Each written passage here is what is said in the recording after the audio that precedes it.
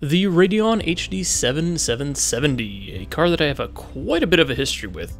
This happens to be one of the first GPUs I ever bought, and I used it to upgrade a Dell XPS 8500, which at the time had a 7570. Again, we got so many 7s and all these names and all these old cards, and, well, listen, here's a quick little thing. I love this card. I've had it for so long, I've had a family member use it, and it's given me a tremendous amount of life to it, and yeah, we'll be taking a look at it pretty much today. So, we got 6 games to try out, games such as Apex, Fortnite, you know, your Battle Royales, including Warzone, and then a little bit more variety with Deep Rock, Halo Reach, and Bannerlord.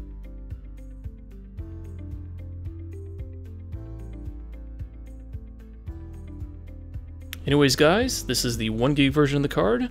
There's also a 2GB version, which will most likely do much better than this card. And unfortunately we only have the 1GB card, as that's the one that I originally bought. So, if you guys want to stick around, go feel free to do so. Otherwise, there will be timestamps down below if you want to go to any of the specific games that are listed here. Anyways, let's go ahead and do a quick hardware breakdown. What do we actually have in the rig? As you can see here, we got a 2700X, and we got 16 gigs of RAM at 3000 MHz. Alright, let's go and move on to our first game today. That's going to be Apex Legends by Electronic Arts. You know, that company. Yes, that company. Anyways, introducing a new piece to our videos method. How am I getting the numbers you're seeing on the screen? Well, there you go. You're going to be able to see them right here. We're doing 4 games. We're taking the averages, and this is what we're getting. Note, these are games that are a bit longer.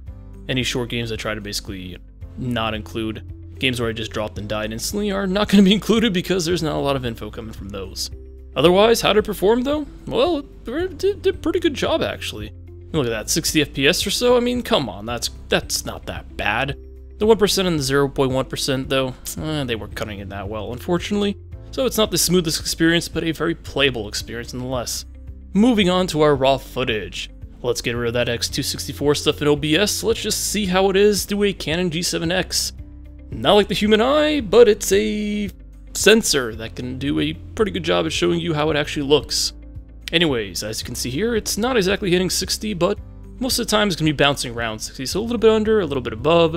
And at times when it gets more hectic, it's obviously going to drop down. And as you're going to see here, I can't aim at all in Apex Legends. Very unfortunate for me. But anyways, let's move on to the game that most people always love seeing, and that is Fortnite.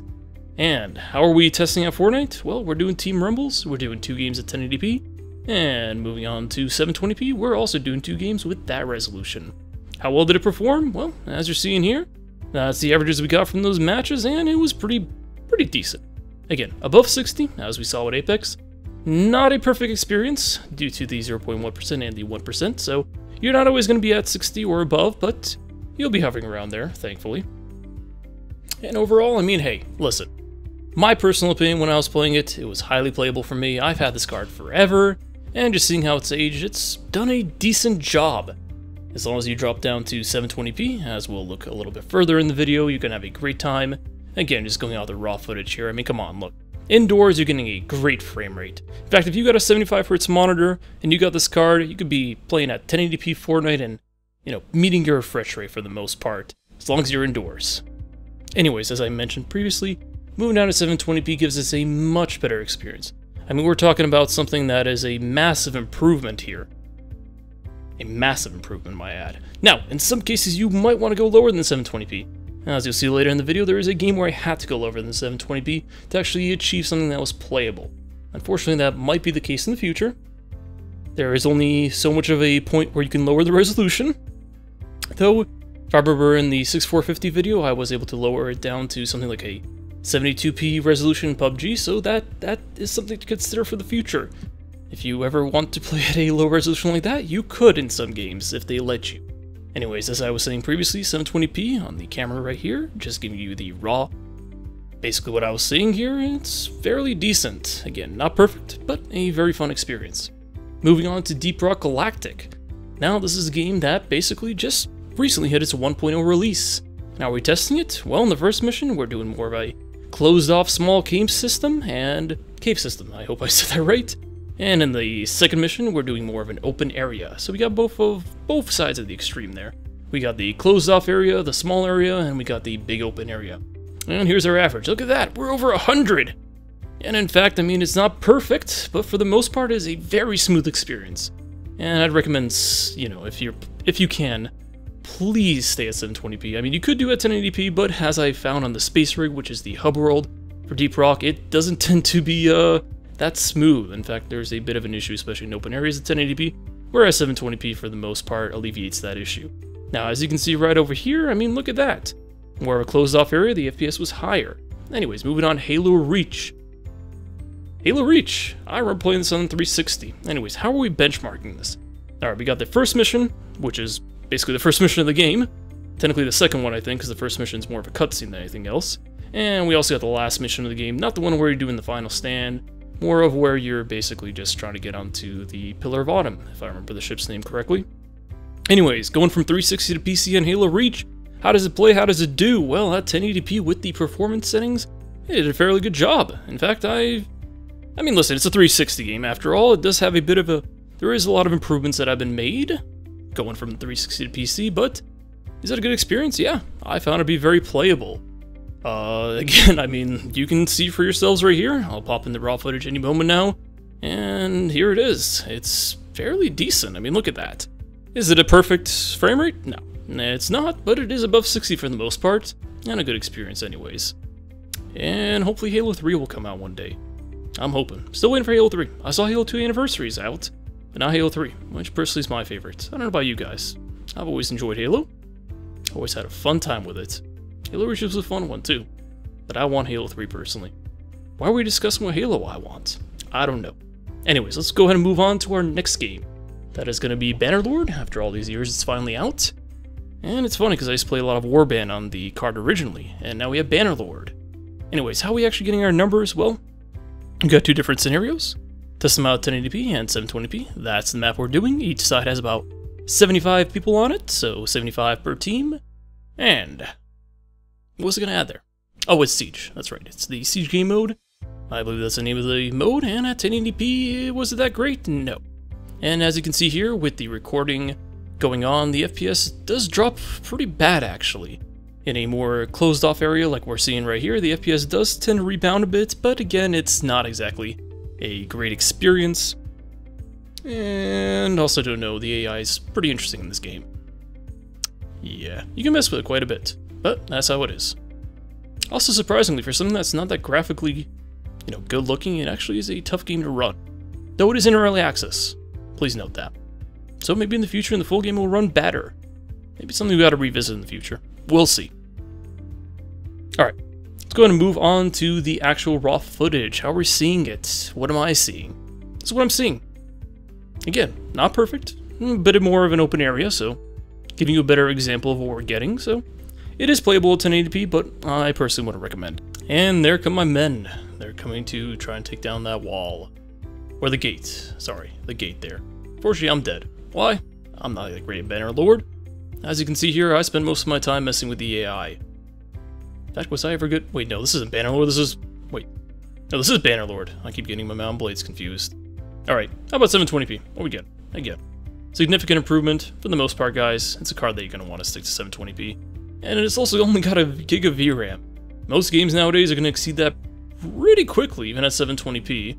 They'll give you a little alert, hey, you know, in the settings it will say, hey, you're overdoing your VRAM. Some games have that, but even just using MSI Afterburner, we're pretty much, you know, I mean, I don't know if it's kicking over the 1 gig right now, but usually when it's hovering around that number, it usually means that it is, at least from what I've seen. Could be wrong on that, don't quote me on that. But yeah, that's the unfortunate part of a 1 gig card. And let's move on to our last game today, and that's of course going to be Warzone. And unfortunately my OBS footage got pretty messed up for some odd reason, so we're mostly going to be using some raw footage for this. How are we testing it out though? We're doing 4 games of Plunder. We're doing 2 games at 720p and 2 games at 600p. Yes, 800 by 600. It's that time, unfortunately. The age has finally caught up to the card. The resolution must drop below 720p. It is unfortunate, but you can still play it. Though not perfectly. Anyways, here we go. Here's the raw footage at 720p. Well, that's what we're talking about. You know, hey, look, I mean, indoors, you still get a decent frame rate, but even indoors, you're not hitting that nice 60. And that's the average of the entire game. So the 2 games that I played, you got your average right there, about 30. It's like playing a console. In fact, I'm pretty sure most of the CODs on the old consoles and the new one are running at 60 FPS. So it's worse than a console. How unfortunate. But considering the card came out in what, 2012 or so, when it was more of a mid-range card more than anything else, maybe even like a less than mid-range, considering the 7050 was more of a mid-range card, then hey, it does an okay job. Again, it's starting to show its age fine. Alright, here we go. We're at 800 by 600. It's that time. You know, as long as you got a decent CPU and 720p ain't working out for you, 800 by 600's got your back. Unfortunately.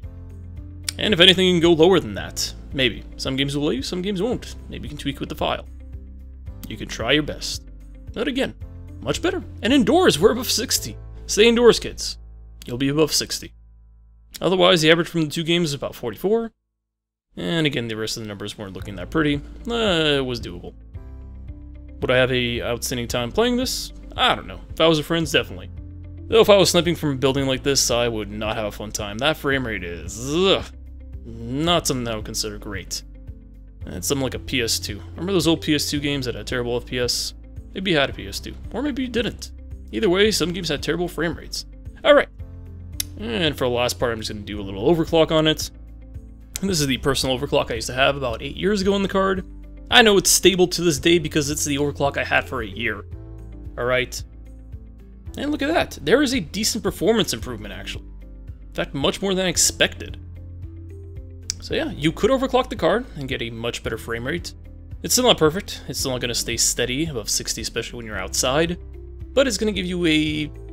I wouldn't say advantage. I'd say much less of a disadvantage. As you can see here, we're finally above 30. There you go. A magic number 30, where playability kind of becomes a thing and not the beautiful smoothness of 60, unfortunately. Alright. Anyways, let's go include this video. Let's get out of this. Let's get out of Warzone and let's finish it off. What do I think of the card? Well, here we go. I like it. I had the card for so many years. I've given it to a family member who was able to use it for a while. And overall, it's had quite a bit of a history with me. But outside of my personal opinion, what do I think of its performance in 2020? It's still doing it, I suppose you could say. It's still handling some stuff, but unfortunately showing its age. It's starting to get to the point where newer games, such as Modern Warfare, you require a lower resolution than 720p to actually be somewhat playable, I guess you could say. So, it's okay. It's definitely showing its age though, and that 1 gig of VRAM is going to hold you back. Anyways guys, dislike or like the video. It's up to you.